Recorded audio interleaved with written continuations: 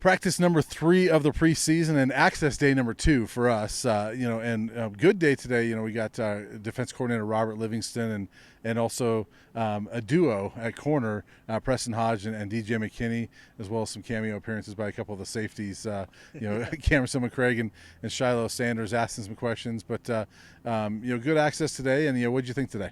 Well, it was good because we know that these players are picked when they have a good practice. Trevor Woods talked to us on Monday. He had 2 interceptions that day. So the fact that we got DJ McKinney and Preston Hodge together tells you that they've had a good start to this preseason. And we've seen with the behind-the-scenes footage that Coach Prime is really hands-on coaching those guys up and holds them to a high standard. But a lot of times this offseason I've been asked, who are some sleeper guys on the team? And for Colorado fans, Preston Hodge and DJ McKinney wouldn't necessarily be in that sleeper category. But for national folks, they don't really know those 2 guys. DJ McKinney was a rising star at Oklahoma State, but wasn't like an all-conference guy there quite yet.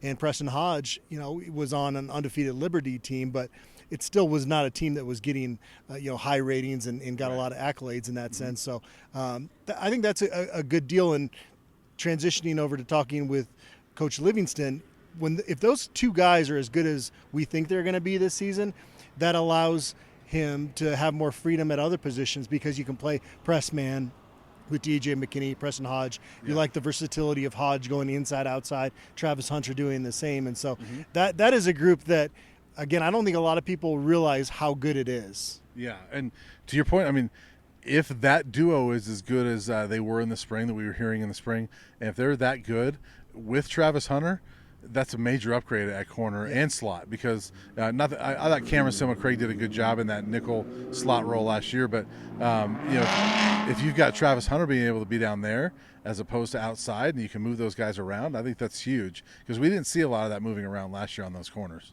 Yeah, well, they were trying to figure out who other than Travis Hunter could be counted on week to week, and I thought Omarion Cooper at times looked really good, but then there were also times that they had to throw out a freshman like Cormani McLean who clearly wasn't ready, and so now this year, and you throw Colton Hood into the mix there, who's had a really nice offseason, and now you feel like you've really upgraded that position, and that again allows Travis Hunter to be a little bit more versatile. Yeah, and I think kind of what you're alluding to, I think underrated, that's one of the more upgraded positions on this team is corner. I don't think that gets talked about enough. And with those 2 guys, sticking with the corners, they both said, I asked them why they came here, and they said they wanted to get coached by Coach Prime. And I said, well, what's something you've learned? And they both kind of talked about how Coach Prime has taught them how to switch things up and not give receivers the same look. And so it was kind of interesting to hear those guys hear what they've actually learned from Coach Prime. And people, I get asked, I don't know about you, but I get asked how hands-on is Coach Prime with coaching, and we see it in the videos. But when you hear guys like that talk, he's hands-on. And I think DJ McKinney was saying there's times we're lining up, and I'm lining up against the receiver, and I hear his voice back behind me say, "Hey, switch it up," and so he's definitely involved. Yeah, and that's one of the weirdest misconceptions about Coach Prime is that he's somehow not hands-on is kind of their view of it, and he doesn't have to even be doing this. It's his love for the game of football. Now, obviously, his love for his sons as well. And a lot of these players have become kind of like sons to him in that sense. And so there's the off-the-field stuff that he stresses as well with these guys. But head coaches have to wear a lot of different hats. Yeah. And Coach Prime has to wear even more hats than the average head coach does. And I think he does a pretty good job of balancing that, knowing that you are going to have to facilitate. You're going to have to lean on your staff at times when you have other obligations. But when he's out there on the turf, it's pretty clear that he's given elite instruction out there, in instruction that not many cornerbacks or defensive backs in the country are getting. Well, and if people watch the the Well Off and the Reach the People videos, they'll see him coaching, and I don't think it's for show at all. I think that that's just who he is, especially when you hear DJ McKinney and Preston Hodge talk about what they've learned from him. So other takeaways from those 2 guys first off before we go to Livingston.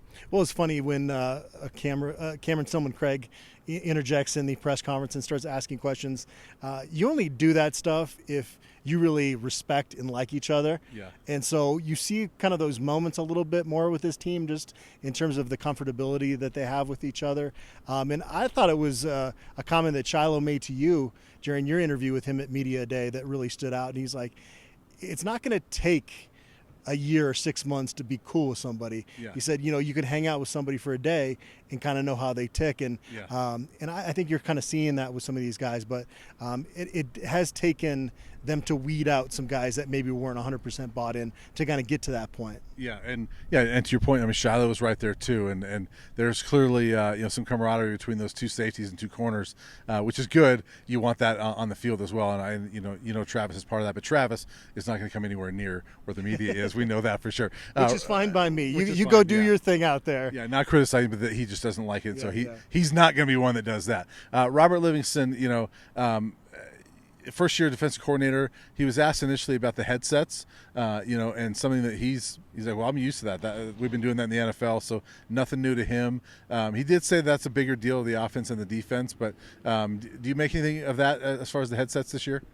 Well, yeah, I think we've even heard coaches say, I think it was Mike Sanford at Big 12 Media Days, said he thinks it's a little bit more of an advantage for the offense, this new technology that's being implemented, because you can kind of see some of the weaknesses in coverage.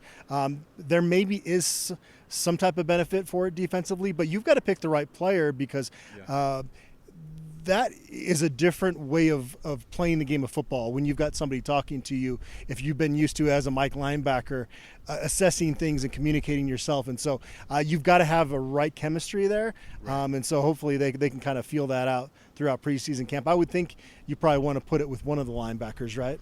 Yeah, and it was interesting. He made the comment, Livingston did, that I've seen the dark side of it, where a player gets so sick of hearing the coordinator that he takes his helmet and throws it on and throws it. And he goes, so I got to learn to pick when to talk. So any other takeaways from Coach Livingston? I mean, obviously it's a new defense, and he reiterated again that hey, we're going to let our shooters shoot, figure out who those guys are, and we're going to play to the strengths of the guys. Any other takeaways for you? Yeah, I mean, it's pretty vanilla, right? I don't think you're going to get into the specifics of your scheme when you're dealing with the media. And so Robert Livingston does a pretty good job of kind of explaining that, yes, it is going to be tailored to the players, but without going much further into that. We have heard from the players, though, that they feel like they can think more out there, or have to think less, I should say, and play faster. And so I can't wait to see that out on the field this season. That was clearly an issue for Colorado. If you go back and rewatch those games and some of the procedural issues and having 12 guys on the field, there was just not enough guys on the same page defensively. And so if you can start there, given the improvement that you've made, and basically, I would say pretty definitively, every spot defensively has gotten better this offseason. That seems like it's going to yield positive results for them, but I think we're all just kind of waiting until the season before really feeling like we have a full grasp of what this defense is going to be. Right. Well, and as he said a couple of times, I think he used it's rainbows and butterflies right now, because we haven't lost a game yet, we haven't played a game. So I think it looks good. We got to see it when the games start. But anything else before we get out of here? Well, we get Pat Shurmur on Friday, so it'll be good to get a little bit of an insight into the offense. But yeah, it's kind of the point of early camp where kind of like, okay, it's a marathon, not a sprint. Yeah, feeling things out and like kind of pacing ourselves with our content as well. All right, let's save this story for tomorrow, because I gotta fill out a day tomorrow. But we'll be back on Friday to do some more analysis.